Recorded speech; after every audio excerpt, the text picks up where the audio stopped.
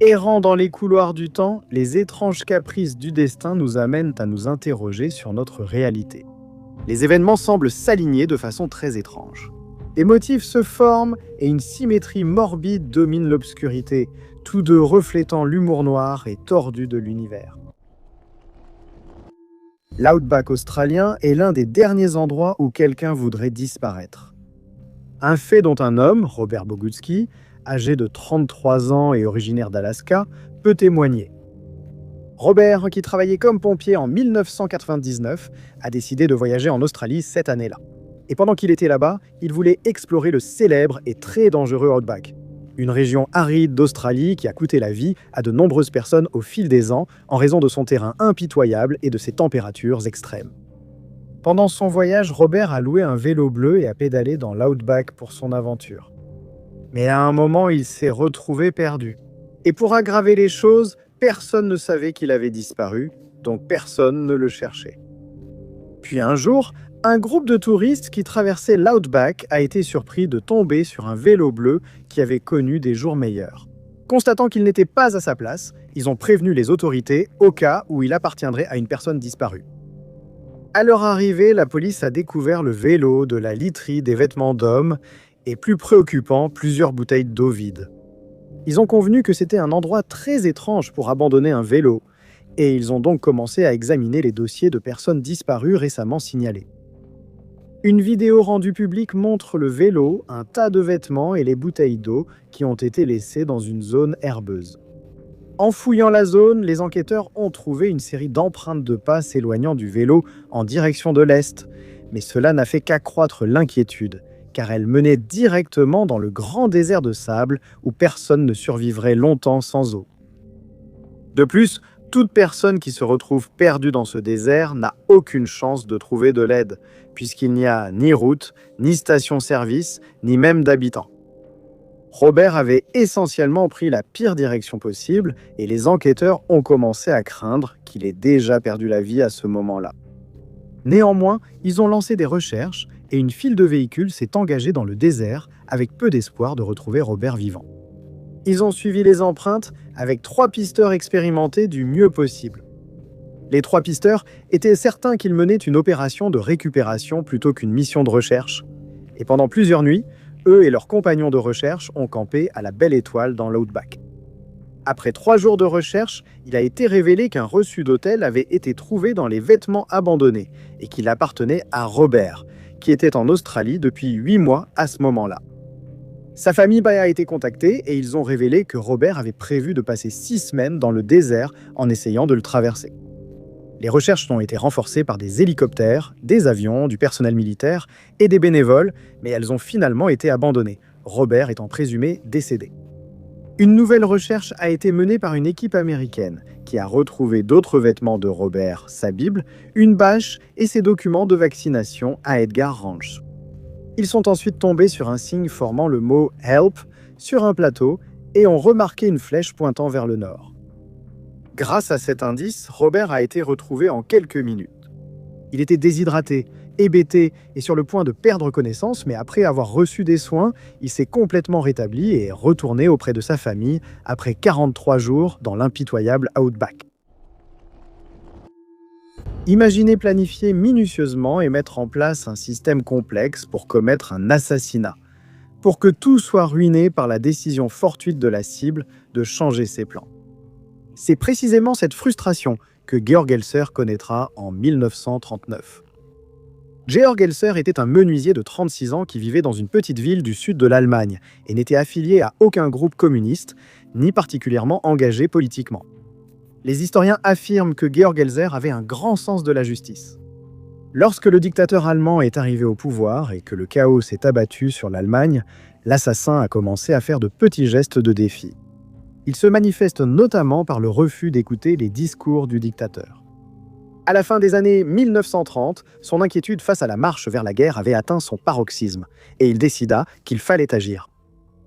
Elser s'est mis à travailler sur un engin explosif qu'il comptait utiliser pour éliminer l'homme qu'il considérait comme un tyran haineux, impitoyable et brutal. Elser devrait également changer sa manière de résister et commencer à écouter les émissions, mais uniquement pour connaître la prochaine action de sa cible. Il a appris que le dictateur prévoyait de prononcer son discours annuel le 8 novembre 1939 dans une brasserie de Munich. L'événement visait à commémorer les premières luttes des forces dans les années 20. Le dirigeant en profiterait aussi pour se moquer de ses ennemis et se vanter du déclenchement de la guerre. Dans les semaines précédant cet événement, l'assassin a agi. Il a assemblé et placé son engin explosif dans la salle, secrètement, sans être vu. Le jour de l'événement arriva et le tic-tac du minuteur fut étouffé par son boîtier en liège, ce qui permit à l'engin de passer inaperçu alors que le dirigeant prenait place au pupitre. Les plus hauts responsables debout derrière lui et le public fidèle devant étaient totalement inconscients de l'engin sinistre qui se trouvait tout près. Le dictateur entamait habituellement son discours à la même heure chaque année, mais cette fois, il était pressé de rentrer à Berlin. Il voulait voir ses stratèges militaires au début de la Seconde Guerre mondiale. Le discours a commencé comme d'habitude, mais le dirigeant l'a interrompu de façon inattendue, partant avec 13 minutes d'avance. Les assassins l'ignoraient encore. 13 minutes plus tard, alors que la salle et les rues étaient encore animées, la bombe a explosé. 8 personnes allaient en perdre la vie, mais aucun chef de guerre ne figurait parmi elles. En 2014, Shannon Lee Frazier, âgée de 30 ans, a disparu après s'être disputée avec son fiancé, Heath Cassidy, au Golden Hole Swimming Spot, dans le Queensland, en Australie. En marchant furieuse dans la forêt, réputée pour ses animaux dangereux tels que crocodiles et serpents, Shannon est partie. Heath a cherché 3 heures avant de revenir au groupe et d'appeler la police. Une opération de recherche a été immédiatement lancée, mais le terrain difficile a entravé les efforts. Après 800 heures de recherche sur plus de 15 jours, les recherches ont été abandonnées et il a été supposé que Shannon était morte d'une attaque animale ou d'une exposition aux éléments. Mais seulement un jour plus tard, le planteur de bananes Brad Finch a vu Shannon sortir de la forêt près du lieu de baignade. Elle était gravement brûlée par le soleil, mais soulagée. Les autorités l'ont emmenée à l'hôpital d'Enosville. Shannon aurait survécu en buvant de l'eau, en attrapant des poissons et en mangeant parfois des insectes, ce qui a entraîné une perte de poids de 17 kg, une déshydratation et des pieds couverts d'ampoules et d'échardes. Elle a attribué sa survie à la pensée de ses enfants. Une grave brûlure solaire l'a forcée à rester 3 jours allongée dans la rivière pour soulager sa peau. La police a d'abord soupçonné un canular, mais l'état dans lequel elle a été retrouvée les a fait abandonner toute accusation. Jefferson Davis, né dans le comté de Christian, Kentucky, a été le président des États confédérés d'Amérique pendant toute leur existence durant la guerre de sécession, qui a commencé en 1861 et a duré 4 ans. La présidence de Jefferson a été marquée par des décisions controversées, des événements importants, mais aussi par une coïncidence qui semblait le suivre partout où il allait, au sens propre du terme. C'est en 1862 qu'il décida d'entreprendre une tournée à travers la Confédération, où il visiterait plusieurs postes de commandement. Son voyage le mènerait en Virginie, Tennessee et Mississippi. Davis serait allé à Fredericksburg, Virginie, début décembre, puis aurait quitté pour le Tennessee quelques jours après. À son départ de la région, la bataille de Fredericksburg éclata et dura plusieurs jours, devenant la plus grande et la plus meurtrière bataille de la guerre de sécession. Elle entraîna la perte de près de 200 000 combattants, la plus grande perte de vies humaines, résultant d'un affrontement de la guerre de sécession. Le camp confédéré remporta la bataille, tandis que l'armée de l'Union subit plus de 12 500 pertes.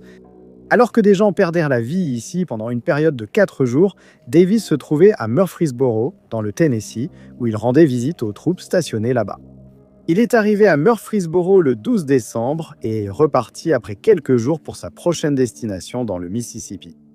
Moins de 3 semaines plus tard, la grande bataille connue sous le nom de bataille de Stones River, également appelée la deuxième bataille de Murfreesboro, a commencé. Elle a commencé le 31 décembre et a duré jusqu'au début du mois de janvier 1863. Le conflit fut sanglant et cette fois, c'est le camp de l'Union qui l'a emporté. La victoire a remonté le moral dans le Nord et a donné aux fédéraux le contrôle du centre du Tennessee. Parmi les grandes batailles de la guerre de sécession, celle de Stones River a enregistré le plus fort taux de perte des deux camps.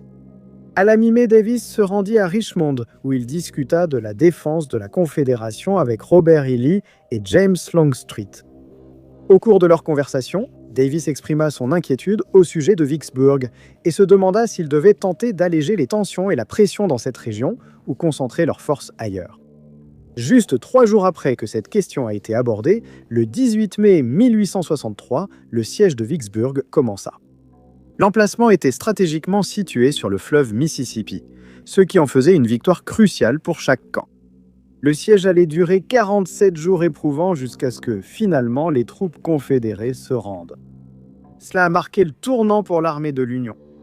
Davis exprima plus tard sa surprise et sa consternation face à la défaite.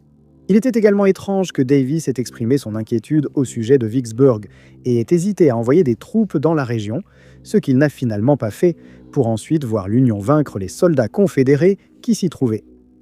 La concordance temporelle entre chacun de ces départs de ces régions et les affrontements qui ont suivi est souvent considérée comme particulièrement significatif dans l'histoire militaire confédérée. Et tous ont suivi le même schéma de coïncidence synchronisée. On ne peut qu'imaginer ce que ressent la famille d'une personne disparue quand on lui annonce que son proche a sans doute été victime d'un tueur en série.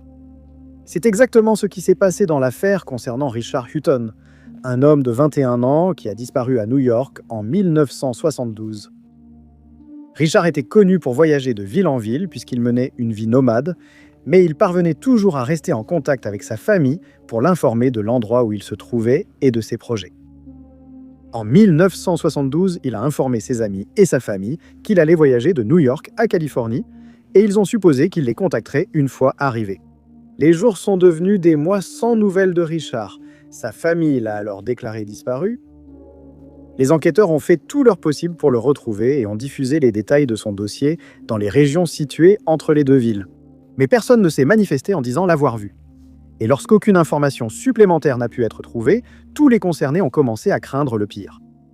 À l'époque, le célèbre tueur en série John Wayne Gacy était actif en Californie et commettait la plupart de ses crimes dans sa maison à Norwood Park Township. On a supposé que Richard avait traversé cette région, et il a donc été suggéré qu'il avait croisé Gacy et que ce dernier avait mis fin à sa vie. Cette théorie paraissait plausible car Richard avait travaillé comme ouvrier du bâtiment et Gacy engageait souvent des ouvriers chez lui qui disparaissaient après avoir été attaqués. On découvrira plus tard qu'il a tué au moins 30 hommes ainsi. Il n'était donc pas exagéré de penser que Richard était l'une de ses victimes. Faute de progrès dans l'enquête, la famille de Richard était de plus en plus persuadée de la justesse de cette théorie. Mais sa sœur Edith refusa de perdre espoir qu'il serait un jour retrouvé. Elle était sûre qu'il vivait encore et ne cessa jamais de le chercher. À un moment donné, dans les années 1990, elle a écrit environ 400 cartes postales et les a envoyées à chaque personne aux États-Unis portant un nom similaire à Richard. Cela n'a permis de trouver aucune nouvelle piste et le sort de Richard est resté inconnu. Puis, en 2011, le bureau du shérif du comté de Cook a annoncé qu'il poursuivait son enquête sur les crimes de Gacy et qu'il tentait d'identifier 8 personnes qu'il avait tuées. Edith a rapidement répondu et elle a expliqué le cas de Richard aux enquêteurs. Elle a fourni un échantillon d'ADN qui, comparé aux 8 victimes non identifiées, a révélé une correspondance, prouvant que Richard n'était pas une victime de Gacy. Le bureau du shérif a choisi d'aider la famille de Richard dans leurs recherches pour qu'ils trouvent enfin un certain apaisement après tant d'années de disparition. Leurs recherches les ont finalement menés dans une région rurale du Montana. Et à la surprise générale, Richard y a été retrouvé. Il n'avait aucune idée qu'il avait été déclaré disparu. Mais il aurait été ravi d'apprendre que sa famille avait continué à le chercher, malgré le fait qu'il n'ait pas pris contact avec eux pour les rassurer sur le fait qu'il était vivant et en bonne santé. Avant la légalisation mondiale des loteries, les citoyens américains devaient jouer à des jeux d'argent illégaux. L'un de ces jeux coûteux était le jeu des numéros. Les joueurs venaient principalement de milieux à faible revenu, désireux et désespérés de gagner une grosse somme d'argent en misant leur propre argent. Dans le jeu des numéros, le joueur devait miser une somme inférieure à $1 et choisir son propre numéro à 3 chiffres, de 0 à 9. Les numéros gagnants du jeu étaient tirés d'une source que les organisateurs ne contrôlèrent pas, garantissant ainsi l'équité du jeu. Les chances de gagner le gros lot sont de 999 contre 1. Le gagnant recevrait un paiement de 540 contre 1 et la personne qui prenait la mise recevrait 60 unités. Le parieur est séduit par l'idée qu'un risque de 10 centimes peut rapporter 54 $. Les organisateurs du jeu illégal des numéros dépensaient également une grande partie de l'argent misé pour payer la police afin de se protéger contre les arrestations. C'est le 17 septembre 1958 que la loterie clandestine de Manhattan a vu de nombreux joueurs miser sur le même numéro. Ce numéro était le 932. Lorsque les organisateurs ont annoncé les chiffres gagnants, beaucoup ont été choqués de découvrir que ce numéro exact était sorti. Des milliers de personnes ont gagné, obligeant les organisateurs à les payer toutes. Beaucoup ont choisi ce numéro car il apparaissait souvent dans les journaux à l'époque, pour une raison tragique. 2 jours avant que les numéros soient joués, l'une des catastrophes ferroviaires les plus tragiques du New Jersey allait se produire. Le 15 septembre 1958, un train de banlieue à moteur diesel circulait sur la Central Railroad. Il était parti de Bayhead et se dirigeait vers Jersey City. Pour cela, les trains devaient franchir le pont-levis à 4 voies de la baie de Newark. C'est là que la catastrophe allait se produire. En traversant la tronçon de voie d'1,5 miles, le train était censé ralentir à 22 miles à l'heure, mais il roulait à 2 fois cette vitesse. Pour aggraver cette situation déjà inquiétante, et à l'insu des passagers, le pont-levis sur lequel il se trouvait avait été partiellement ouvert pour permettre à une barge de dragage de passer en dessous. Les signaux furent allumés trop tard et les tentatives d'arrêter le train furent vaines. Le train lancé à grande vitesse a dépassé 3 signaux et a percuté un dispositif de déraillement qui était censé être la dernière mesure de sécurité pour empêcher le train de plonger dans la baie. Malheureusement, ce dispositif automatique a également échoué et 2 locomotives ont plongé dans les eaux troubles à 12 mètres en contrebas, suivis peu après par 2 wagons.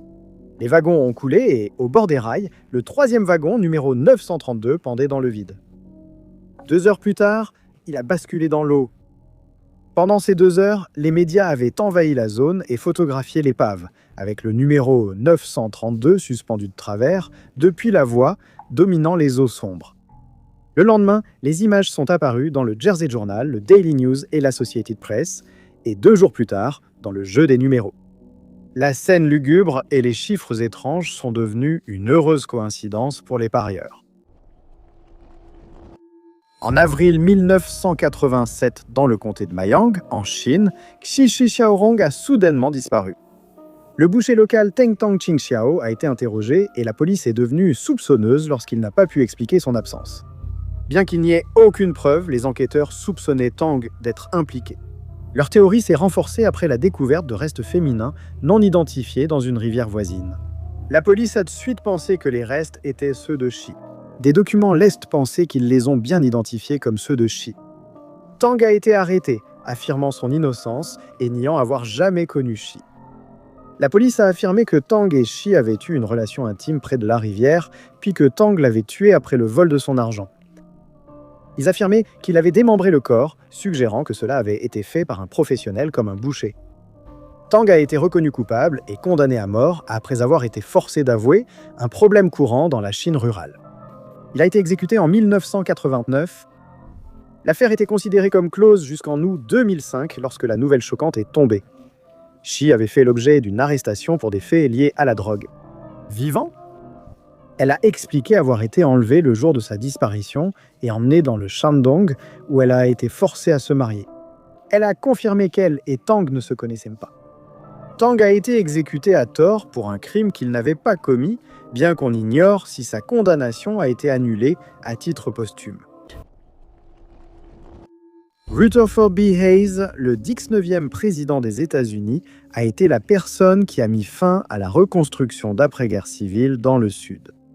Il a également tenté d'établir de nouvelles normes d'intégrité après 8 années de corruption à Washington, D.C. Hayes serait le seul président ayant accédé à ces fonctions grâce à la décision d'une commission spéciale de législateurs et de juges de la Haute Cour, choisie pour résoudre des différends sur les votes électoraux. Hayes a exercé ses fonctions de 1877 à 1881. 16 ans après la dernière année de Hayes au pouvoir, William McKinley deviendrait le 25e président des États-Unis. Sous sa direction, les États-Unis feraient la guerre à l'Espagne. Il est arrivé au pouvoir en 1897 et seulement un an plus tard, il allait acquérir un empire mondial qui comprenait Porto Rico, Guam et les Philippines. Son mandat a duré jusqu'en 1901. La raison pour laquelle ces deux présidents très différents, séparés par près de 2 décennies, sont mentionnés ensemble, c'est qu'ils remontent bien plus loin que ce que nous aurions pu imaginer. Il s'agirait du 19e président Hayes et du 25e président McKinley, dont le lien remonte à l'époque où la guerre de sécession venait tout juste de commencer. Ils servaient dans le même régiment de l'armée de l'Union, restant inséparables comme des ombres, l'un suivant l'autre jusqu'à la présidence. Hayes débuta sa carrière pendant la guerre de sécession comme officier du 23e régiment d'infanterie volontaire de l'Ohio. Il n'a pas fallu longtemps avant qu'il obtienne le grade de général, après quoi il a passé une grande partie de son temps dans l'ouest de la Virginie. Il y serait blessé au moins 4 fois. Hayes supervisait 341 hommes dans le régiment. Parmi eux se trouvait un simple soldat qui s'avéra être William McKinley. Bien qu'il ne soit qu'un parmi des centaines, McKinley avait attiré l'attention de Hayes après avoir fait ses preuves à maintes reprises sur le champ de bataille. Un moment notable eut lieu lors de la bataille d'Antietam. Apprenant sa bravoure, le général recommanda la promotion de McKinley au grade de sous-lieutenant. Les officiers supérieurs firent cela, puis il servit à l'état-major de Hayes. À la fin de la guerre, McKinley avait gravi les échelons et été breveté au grade de major pour sa bravoure et son service distingué. Après avoir servi sous Hayes, le major le considérait comme un mentor et Hayes le voyait comme son protégé. Dès lors, une alliance politique et personnelle durable s'est formée, malgré quelques divergences. Une affaire très étrange s'est déroulée dans le pays de Géorgie en 2007. Et elle impliquait un berger nommé Lacha Choupikachvili qui a disparu dans des circonstances suspectes. À une date non précisée cette année-là, Lacha s'occupait d'un troupeau de moutons lorsqu'il a été agressé par un homme nommé Alexei Bakutov pour des raisons inconnues. On pense que les deux hommes se sont disputés, que la situation a dégénéré, puis qu'Alexei a saisi une grosse branche pour frapper Lacha à la tête. N'ayant donné de nouvelles à personne de son entourage pendant plusieurs jours après l'agression, il a été présumé disparu et la police a ouvert une enquête. N'ayant pu être localisé par les enquêteurs et les équipes de recherche, on a supposé qu'Alexei l'avait tué et il a été arrêté. L'affaire a ensuite été requalifiée car on pensait qu'Alexei avait prémédité le crime et qu'il s'était débarrassé des restes de Lacha après avoir mis fin à sa vie. Aucune audience formelle n'a eu lieu, mais le bureau du procureur a demandé au tribunal de district de Géorgie sa condamnation immédiate. Impossible de savoir si Lacha était mort ou seulement porté disparu, puisqu'aucun reste n'avait été retrouvé. Alexei ne pouvait pas proclamer son innocence, même s'il l'avait voulu. De plus, le tribunal a appris qu'il avait tenté de cacher aux policiers qu'il avait tué Lacha. Et après avoir été reconnu coupable, il a été condamné à 6 ans de prison, ce qui semble être une peine légère pour avoir ôté la vie de quelqu'un, surtout si ce crime était prémédité. Mais néanmoins, Alexei n'avait pas d'autre choix que d'aller en prison sans savoir ce qui était réellement arrivé à Lacha. Mais 4 mois après l'attaque, les autorités ont été informées que Lacha se trouvait chez lui, dans son village, et qu'il y était resté tout ce temps sain et sauf. Cela aurait dû être la fin de l'affaire, mais les autorités avaient d'autres plans. Ils ont arrêté 3 autres personnes après les avoir accusés d'avoir aidé Alexei à cacher les restes de Lacha. Au début, ils ont refusé d'avouer car ils savaient être innocents. Sous la pression et les mauvais traitements de leurs interrogateurs, ils ont dû avouer. Il a été révélé plus tard que les documents relatifs à l'affaire n'indiquaient pas précisément à quoi le trio avait avoué. Cependant, leurs condamnations ont été maintenues. Les 3 accusés ont signé un accord de plaidoyer leur garantissant la liberté s'ils avouaient. Ils ont accepté et ont été libérés, mais ont informé le bureau de l'avocat commis d'office qu'ils avaient été contraints d'avouer. À ce moment-là, Lacha avait été déclaré légalement décédé, mais il s'est ensuite manifesté en apprenant que 4 personnes avaient été condamnées et a informé la police qu'il était vivant et en bonne santé. Il a expliqué que le jour en question, lui et Alexei s'étaient effectivement disputés et qu'Alexei l'avait agressé avec une branche d'arbre, après quoi il avait perdu connaissance. Il est allé travailler comme d'habitude le lendemain, et ce n'est que 4 mois plus tard qu'il a appris par une connaissance qu'Alexei avait été arrêté pour lui avoir ôté la vie. Alexei a finalement été libéré et une enquête a été ouverte sur les allégations portées contre plusieurs policiers dont les résultats sont inconnus. Passé inaperçu à cause d'événements plus sensationnels, mais néanmoins documentés dans les médias, il y avait l'étrange habitude du président John F. Kennedy qui gardait la coque d'une noix de coco sur la table du bureau ovale. Aussi étrange que cela paraisse, cela avait une histoire, suggérant que c'était un symbole de résilience pour Kennedy. En effet, une noix de coco lui a miraculeusement sauvé la vie, non pas une, mais 2 fois. C'était au petit matin du 2 août 1943. Une vedette lance-torpilleuse américaine, le numéro 109 avançait sur les eaux. Soudain, un destroyer japonais est apparu. Il a percuté de plein fouet le navire américain, le coupant en 2. Les dégâts étaient tels que les autres vedettes lance-torpilles pensèrent l'équipage perdu et ont quitté la zone. Mais 11 des 13 membres d'équipage étaient encore vivants et luttaient dans l'eau, s'agrippant à tout débris disponible. Pendant 5 heures, ils ont dérivé avant d'atteindre enfin une île de corail. Un par un, ils se sont traînés jusqu'à la rive. Parmi eux, un jeune John F. Kennedy apparut. Il était également à bord en tant que lieutenant de vaisseau de 2e classe. Il faisait partie des 11 survivants qui ont réussi à atteindre la terre ferme. Il nagea un moment vers le large, espérant qu'un navire le remarque, mais aucun ne vint.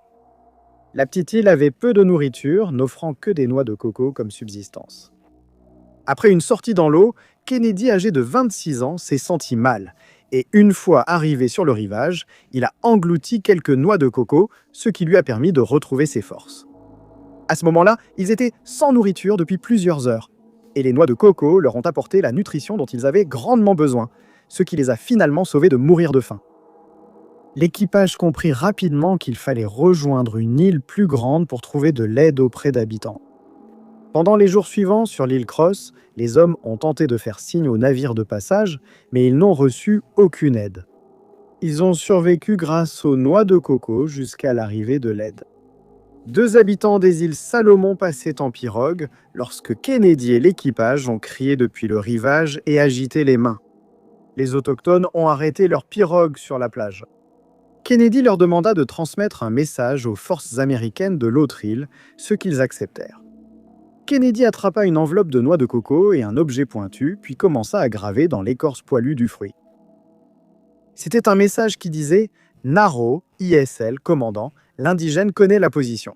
Il peut piloter 11 vivants, besoin d'une petite embarcation, Kennedy. » Les insulaires ont tenu leur promesse et ont remis le message au lieutenant Arthur Evans, qui surveillait la côte de l'île de Gomu. Un petit bateau a ensuite été envoyé et l'équipage a pagayé jusqu'à Gomu. De là, une autre vedette lance-torpille les ramènerait à Rendova. 2 décennies après cette épreuve, le jeune lieutenant a été élu président des États-Unis, ce qui n'aurait peut-être jamais eu lieu si ce message n'avait pas été griffonné sur l'un des supports les plus improbables, une noix de coco. L'affaire concernant la disparition de Zhang Ziyu dans la province du Hubei en Chine en 1994 est une affaire qui a connu de nombreux rebondissements au fil des années et qui a abouti à une grave erreur judiciaire.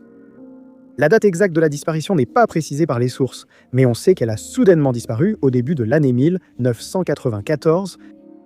Elle était mariée à un homme de 28 ans nommé Shichung Chenglin, qui souffrait d'un trouble mental non spécifié, et sa vie allait bientôt prendre un tournant dramatique. Pendant quelques mois, les enquêteurs n'ont pas réussi à faire avancer l'affaire de Ziyu. Personne n'a signalé l'avoir vue, et elle n'a pas pris contact avec ses amis, ni avec les membres de sa famille. Puis quelques mois après sa disparition, la police a contacté sa famille avec une terrible nouvelle. Ils ont découvert les restes d'une femme non identifiée dans un réservoir près de la maison du couple, et comme on soupçonnait qu'il s'agissait de Ziyu, sa famille a été invitée à identifier les restes. Ils ont tout de suite reconnu le corps de la femme disparue et informé la police qu'ils soupçonnaient Chenglin, évoquant ses problèmes de santé mentale pouvant expliquer son geste. Ils ont ajouté qu'ils pensaient qu'il avait une liaison et aurait pu tuer Ziyu pour être avec l'autre femme. Une autre famille a affirmé que la femme retrouvée était l'une des leurs, mais leurs demandes sont restées sans suite et Chenglin a été désigné principal suspect dans l'affaire de Ziyu. Mais faute de preuves pour le condamner, les enquêteurs ont décidé de le placer sous surveillance et d'attendre qu'il commette une erreur. Il a finalement été placé en garde à vue le 28 avril de cette année-là, après avoir été détenu pendant 6 jours. Il a ensuite été inculpé pour la mort de Ziyu, bien qu'aucune preuve concrète ne l'accuse. Le fait qu'une autre famille ait affirmé que les restes appartenaient à l'un des leurs n'a jamais été mentionné non plus. Et Zhang-Lin n'a eu d'autre choix que de compter sur les compétences de son avocat. Mais malgré tous leurs efforts, il a été reconnu coupable. Et le 13 octobre, au tribunal intermédiaire de Jingzhou, dans la province du Hubei, ils ont prononcé une condamnation à mort. Pendant tout ce temps, Zhang-Lin a maintenu à plusieurs reprises son innocence, mais le tribunal n'a pas voulu entendre ses supplications. Il a décidé de faire appel de cette sentence. Et en janvier 1995, la Haute Cour du Hubei lui a accordé un nouveau procès, déclarant qu'il n'y avait pas suffisamment de preuves pour prouver définitivement sa culpabilité. Une enquête supplémentaire a dû être menée et le nouveau procès a été reporté 2 fois. Ce n'est qu'en juin 1998 que l'affaire a progressé. Mais Zhang-Lin a de nouveau été reconnu coupable et cette fois condamné à 15 ans de prison. Il a fait appel une fois de plus, mais cet appel a été rejeté. Et il savait qu'il passerait beaucoup de temps derrière les barreaux, tout en continuant à clamer son innocence. Puis le 28 mars 2005, l'impensable s'est produit. 11 ans après sa disparition, Zhayu est soudainement entré dans le village où vivait le couple, à la grande surprise de sa famille. Il était désormais certain que Zhang-Lin avait été condamné à tort, et le 1er avril de cette année-là, il a été libéré. En 1979, un magazine allemand a décidé d'organiser un concours d'écriture. Ils ont invité les lecteurs à soumettre des histoires bizarres pour leur journal la semaine suivante. La particularité était que les histoires inhabituelles devaient être basées sur des événements réels ou des choses qui leur étaient arrivées personnellement. Le magazine a reçu de nombreuses participations et en a sélectionné quelques-unes pour publication la semaine suivante. Le gagnant du concours était évidemment parmi elles. Le gagnant était un homme nommé Walter Kellner de Munich.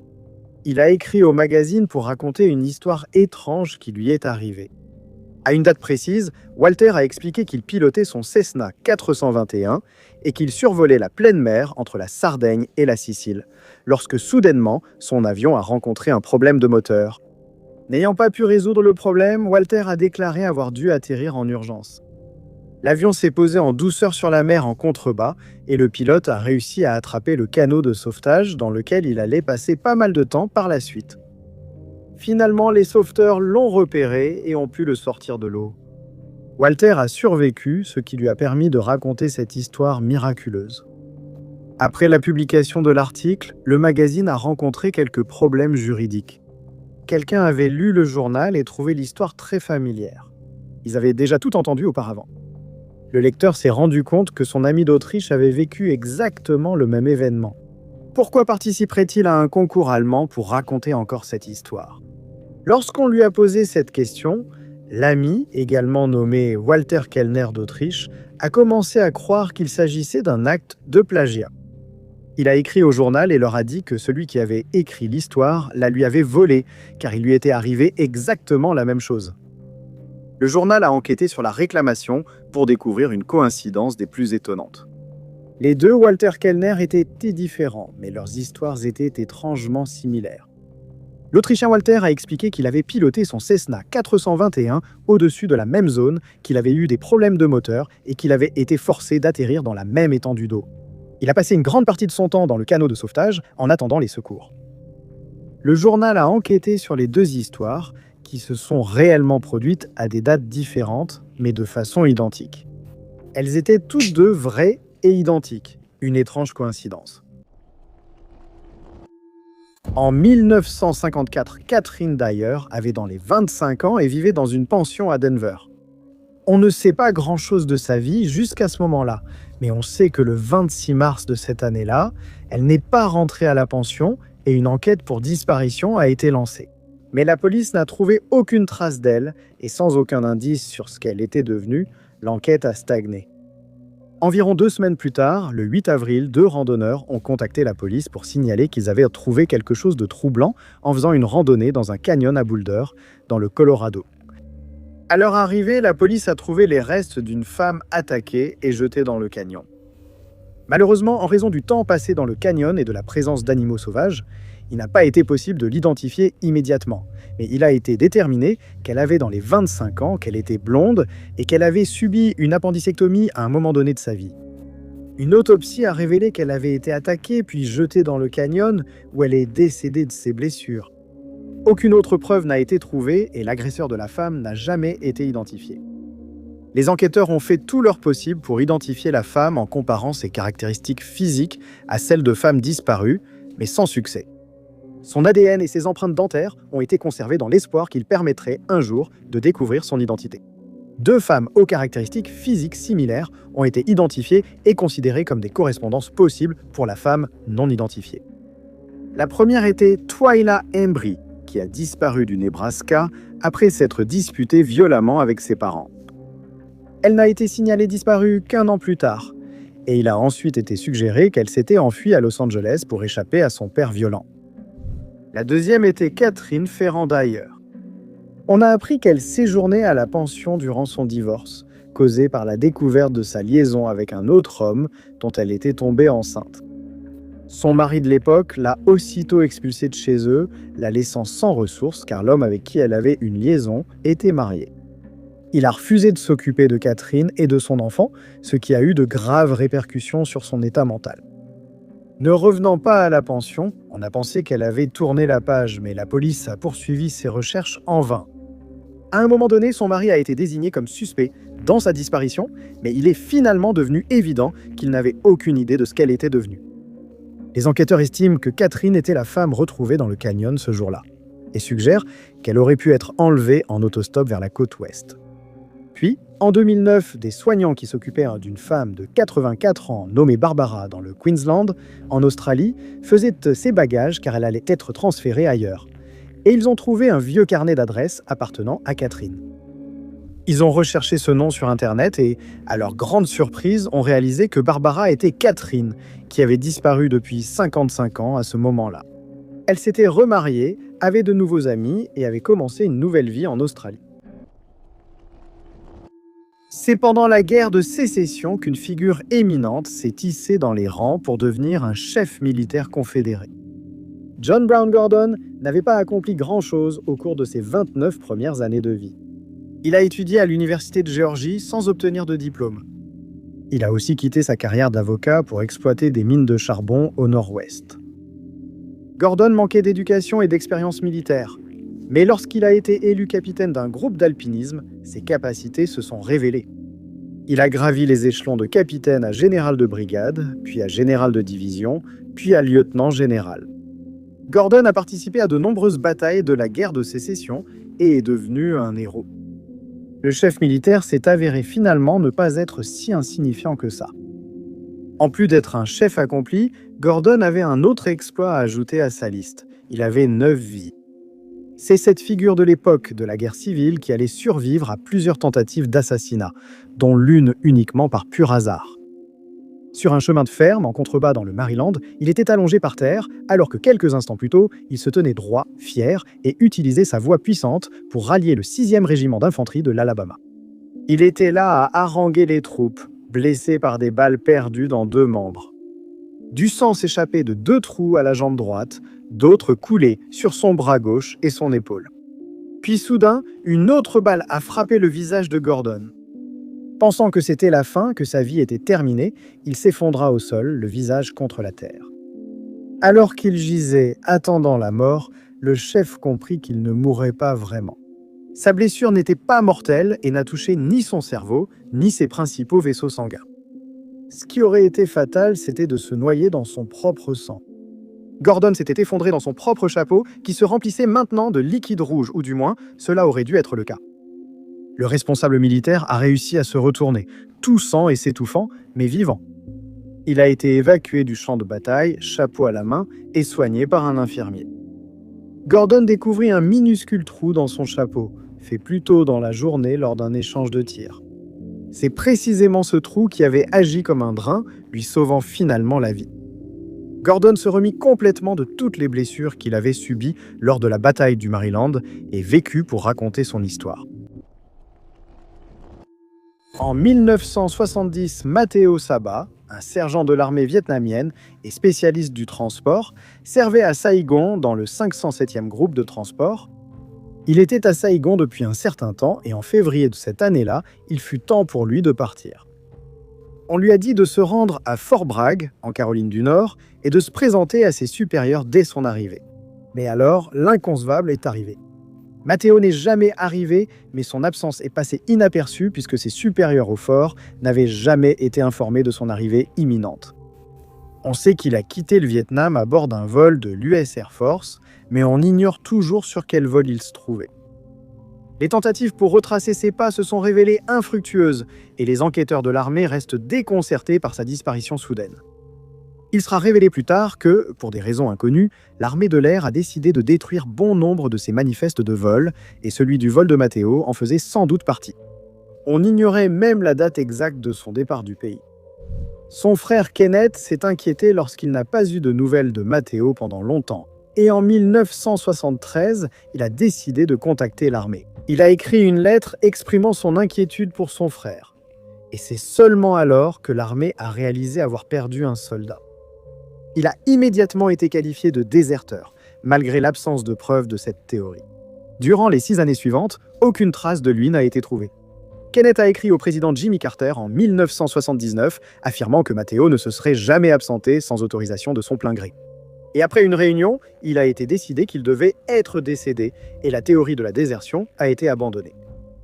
Cette décision est intervenue après que la famille et les amis de Matteo ont été interrogés et il a été révélé qu'il avait 24 années de service militaire honorable et qu'il n'était pas le genre de personne à fuir ses responsabilités. Le nom de Matteo a été ajouté au mémorial des vétérans du Vietnam, mais son nom comportait une petite croix indiquant qu'il était porté disparu plutôt que décédé. Kenneth a refusé de perdre espoir de retrouver son frère et a écrit à plusieurs pays, dont le Cambodge, le Vietnam et le Laos. Peu importe à qui il parlait, il n'était pas plus près de savoir ce qu'il était arrivé à Matteo. Pendant 26 ans, son sort est resté un mystère jusqu'en 1996, lorsqu'il a finalement été retrouvé.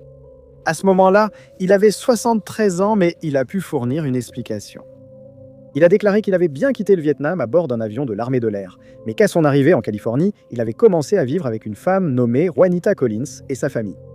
Il a aidé à s'occuper de sa mère et de son frère, tous deux très malades, et il a rapidement pris le nom de Robert Fernandez. Il a ensuite déménagé à Roseville, en Géorgie, pour s'occuper de Juanita, également tombée malade. En 1996, il s'est rendu au bureau de la sécurité sociale de Chattanooga pour demander des prestations, mais il a dû utiliser son vrai nom. Et enfin, Kenneth a été informé que son frère était en vie. Au début des années 40, une jeune femme d'Ottawa, au Canada, allait donner naissance à 2 fils. Pour des raisons inconnues, ils ont tous deux été pris en charge par la Société d'aide à l'enfance et inscrits sur des listes d'adoption. Alors qu'il était encore jeune, l'un des garçons a été adopté et a reçu le nom de Ron Cole. Il a passé une grande partie de son enfance à Ottawa, chez la famille Cole. Cependant, lorsqu'il est devenu un jeune adulte, Ron a décidé de quitter sa ville natale. Il a perdu contact avec de nombreux amis d'enfance et est devenu agriculteur. Au moins 2 décennies plus tard, cependant, la curiosité a submergé l'homme, désormais dans la quarantaine, au point qu'il a commencé à rechercher sa famille biologique. Il a commencé à essayer de retrouver sa mère biologique pour découvrir qu'elle n'était plus en vie. Sans se laisser décourager par cela, il a vite appris qu'il avait aussi un frère et une sœur, et la quête pour les retrouver allait se poursuivre pendant les 25 années suivantes. Dans le cadre de ses recherches, Ron prendrait contact avec un groupe de bénévoles appelé Parent Finders Ottawa. Pendant des années, l'organisation s'était focalisée sur cette affaire, examinant dossiers, papiers et ADN pour retrouver les frères et sœurs disparus. Ce n'est qu'en 2013 que cette démarche allait enfin porter ses fruits. Cette année-là, l'organisation a identifié l'un des frères et sœurs, le frère de Ron. Après avoir obtenu les coordonnées de Duncan, il a appris que son frère biologique vivait à Guernesey, dans la Manche. Le nom Duncan Cumming semblait tellement familier à Ron qu'il devait absolument le rencontrer, et personne n'aurait pu prévoir ce qui allait se passer ensuite. Ce nom lui était familier parce que Duncan Cumming avait été l'ami d'enfance de Ron Cole. Ils avaient fréquenté la même école primaire et étaient amis à l'école publique Muchmore. Une image en noir et blanc de 2 garçons, l'un tenant un ballon de plage et l'autre arborant une casquette de baseball sur une plage à Ottawa, témoignait de cette amitié. Celui qui tenait le ballon était Ron, l'autre était Duncan. Ils étaient de bons amis jusqu'à l'âge de 13 ans lorsque Ron a déménagé en Saskatchewan et Duncan à Guernesey. Aucun de ces garçons ne le savait à l'époque, mais ils n'étaient pas seulement amis, ils étaient frères, qui, malgré leur séparation à la naissance, avaient tout de même réussi à grandir ensemble grâce à un étrange concours de circonstances. La célèbre pop star Duffy, dont le vrai nom est Amy Ann Duffy, a sorti son premier album intitulé Rock Ferry en 2008 et il a été très bien accueilli. Il s'est vendu à 9 millions d'exemplaires dans le monde entier. Et au moment où son deuxième album Endlessly était prêt à sortir, elle était devenue une star. Mais les fans ont relevé quelque chose d'étrange entre ces deux sorties. Pendant un certain temps après la sortie de Rock Ferry, elle est apparemment devenue une ermite puisqu'on ne la voyait plus en public, et les gens ont commencé à supposer qu'elle traversait des difficultés personnelles. Cette opinion était compréhensible puisque, selon son manager, Duffy était submergée par un tel succès, ayant grandi dans un petit village au Pays de Galles, pour soudainement devenir une star mondiale de la pop. Mais la réalité de ce qui lui est arrivé était bien plus terrifiante. Dans un message publié sur son site, Duffy a expliqué pourquoi elle avait été absente si longtemps. Sans préciser la date, elle a confié que son calvaire avait commencé le jour de son anniversaire, peu après la sortie de son premier album. Ce jour-là, elle dînait dans un restaurant, et pendant qu'elle y était, quelqu'un a glissé une substance illégale dans sa boisson. Elle a ensuite été enlevée et maintenue sous sédation 1 mois. Quand elle a repris ses esprits, elle a réalisé qu'elle était dans un pays étranger. Elle se souvient d'avoir repris connaissance à l'arrière d'une voiture. Son ravisseur l'a emmenée dans un hôtel et revenait souvent l'agresser dans la chambre. Elle craignait pour sa vie et n'avait pas d'autre choix que d'obéir aux ordres de l'homme, comme le fait qu'elle n'était autorisée à marcher que derrière lui. Elle a pensé s'échapper de la chambre d'hôtel pendant que l'homme dormait, mais sans argent pour rejoindre la ville suivante, elle craignait qu'il ne la tue si elle était attrapée. Inexplicablement, un jour, l'homme lui a annoncé qu'il rentrerait chez eux en avion. Ils ont pris l'avion et sont retournés au Pays de Galles, après quoi le ravisseur a ramené Duffy chez elle. Sur place, il l'a maintenue sous sédation 1 mois de plus, menaçant plusieurs fois de la tuer.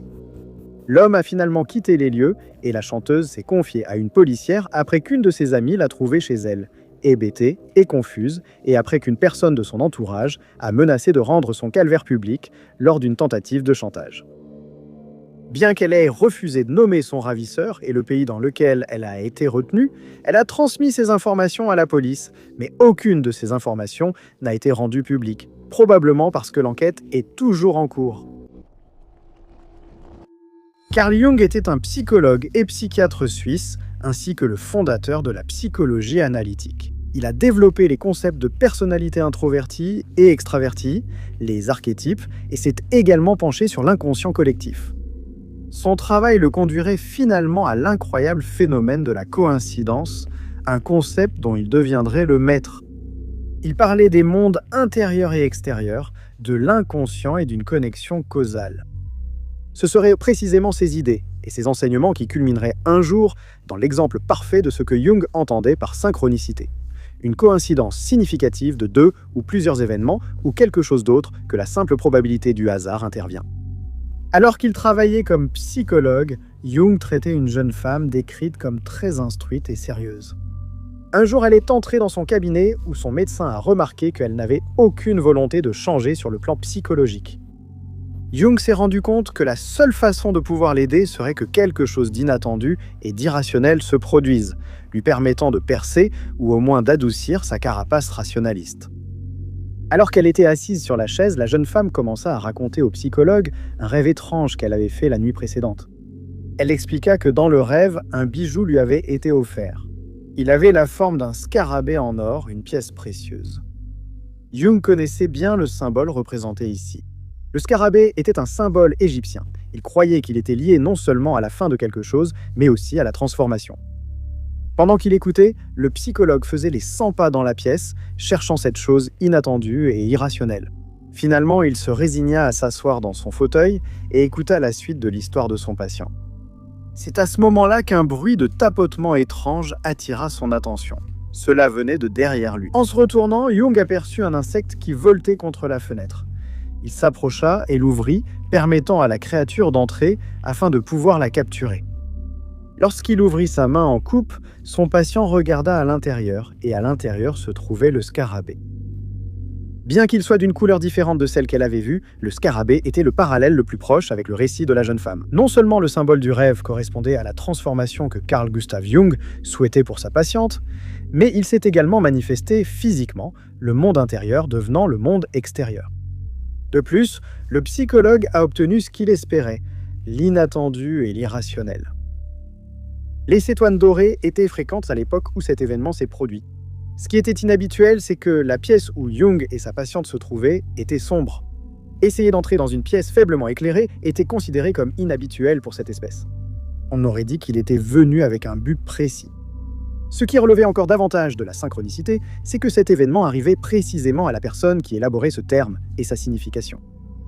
En voyant le scarabée, la patiente fut stupéfaite et écouta désormais son médecin, qui lui semblait être un magicien après avoir fait apparaître le Schaeffer pour elle.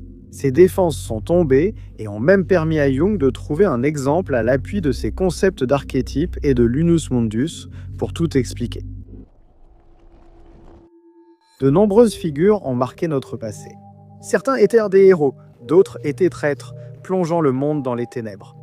Quelque part entre ces deux titres se trouve un général, un empereur et un tyran, la figure historique dominante de la Révolution française du XVIIIe siècle, Napoléon Bonaparte. Après être devenu célèbre pendant cette période, il fut nommé empereur de France, un poste qu'il occupa de 1804 à 1814, puis de nouveau en 1815. Une grande partie de l'histoire de Napoléon est dominée par les guerres napoléoniennes qui commencèrent en 1803 et se terminèrent en 1815 avec sa mort. Cette figure historique était aussi connue pour bien plus que les guerres et batailles.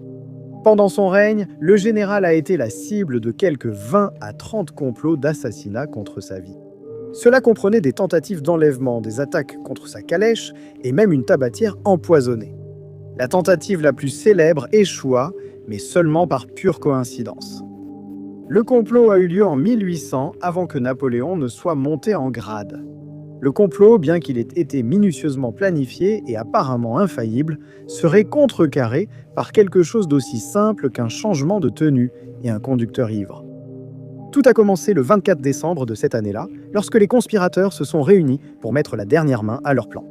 3 hommes ont assemblé un engin explosif connu sous le nom de machine infernale, l'ont placé dans une charrette à vin et l'ont caché le long de l'itinéraire que la calèche de Napoléon devait emprunter pour se rendre à l'Opéra de Paris. Pour déclencher l'explosion au bon moment, ils ont sollicité l'aide d'une jeune fille. Ils lui ont dit de surveiller la charrette et que lorsqu'elle verrait l'escorte de cavalerie, elle devait saisir le cheval.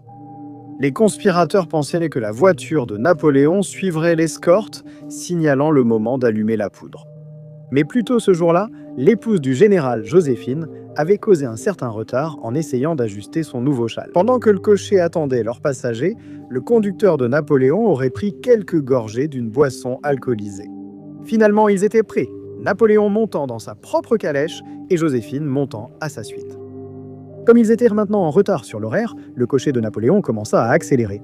Puis il se mit à zigzaguer et à faire des embardées dans tous les sens, lorsque les quelques gorgées d'alcool bues plus tôt finirent par faire effet. Il dépassa la cavalerie et s'approchait maintenant de l'explosif caché. Mais la calèche arrivait beaucoup trop vite et la jeune fille donna le signal trop tard. L'un des hommes alluma la poudre et une explosion résonna dans la région. Mais Napoléon ne faisait pas partie des victimes.